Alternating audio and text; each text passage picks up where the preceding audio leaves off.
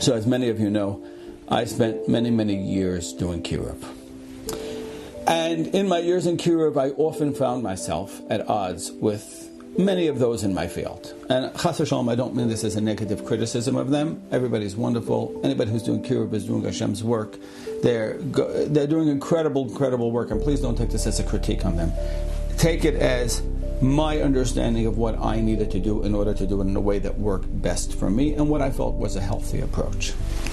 So many kiruv organizations or makarvim have an approach that goes something like this. Secular people, they've got a lot of fun. They've got bars, they've got parties, they got liquor, they got movies, they got a lot of stuff. If we are going to appeal to them, we better make Judaism equally appealing to what they currently have. So we got to do a great party. We've got to make sure there's a lot to drink, and by that I'm not talking about soda, right? We've got to get we'll go to a bar. We'll take a room in the back, and we'll talk about relationships, or we'll do a hookah bar. Right, we'll take him. We'll give him great food. We'll take him on unbelievable trips. I mean, we go to Panama, we go to Israel, we go here, we go there. We give him an experience, and what we say is, look, you're not giving anything up. Come do mitzvahs. Come keep the Torah, because you can do that, but you can also keep the Torah. You can have that as well. Now, I don't know about you, but the Judaism that I'm a part of doesn't have fancy trips, doesn't have hookah bars. I mean, some people do. Doesn't, you don't sit around in a bar with somebody sitting there saying the coolest, most unbelievably intriguing ideas. It doesn't work like that. That's not my Judaism.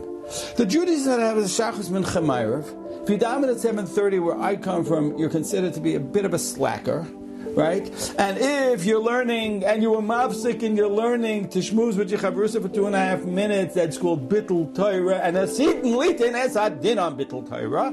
The Judaism I come from has a Yom Kippur that doesn't last for 24 hours, which is one day, which is what I thought the Torah said, but the Yom Kippur that lasts more like 27 hours, okay? And you're on your feet the entire time, because they keep on opening the Aron for everything. I'm not sure why, because I looked in Shulchan Aruch and it doesn't say that.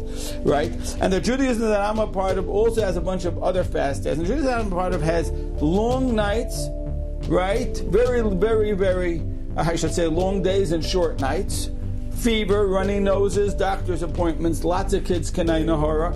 The Judaism I have is one in which we struggle to pay private tuition because we don't send our kids to the public school. And we struggle to do that and keep chavrusas and take care of our family and walk into a house and say, honey, how are you? And she says, my entire sit down, let me give you a supper, while she's trying to catch her breath after running 4 carpools and working and also teaching and making a supper and trying to figure out how she's going to take care of all the kids and talk to the married kids on the phone that night. That's a Judaism I'm a part of. Judaism I'm a part of is not a Judaism that looks anything like what these secular kids being introduced to Judaism by many kiruv organizations looks like. It's not my Judaism.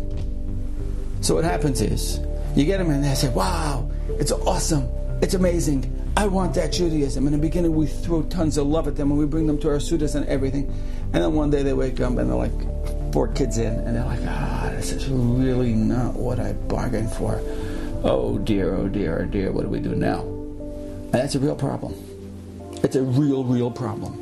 It's one of the reasons that there is so much negative fallout.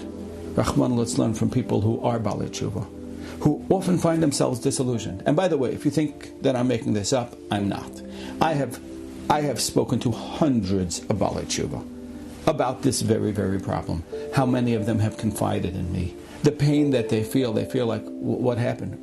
There was a bait and switch going on over here. Not consciously. Nobody meant to. Chas v'shalom. Everybody was doing their best. Everybody's trying to rativ and hashamas.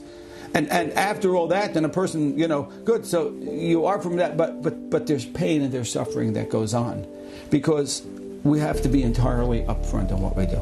So I can just tell you, you can go back, talk to anybody who ever experienced me as a Makarav, and they will tell you, I didn't offer any Grace trips. The only place I ever took anybody to was what we called Mudas or Sinai Retreat, which was nothing like the kinds of trips that children are taken on. This was a place where there was tons of learning and davening. We showed them what life as a Ben Torah looks like, okay?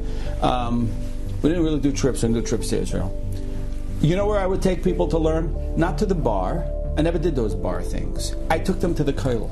I would learn with people in the kollel. That's where I learned with most of my talmidim, was in the kollel. You know why not? I had an office. I could learn with people in my office, and sometimes I did. I wanted them to see what Yiddishkeit looks like. I wanted them to see what it really, really looks like.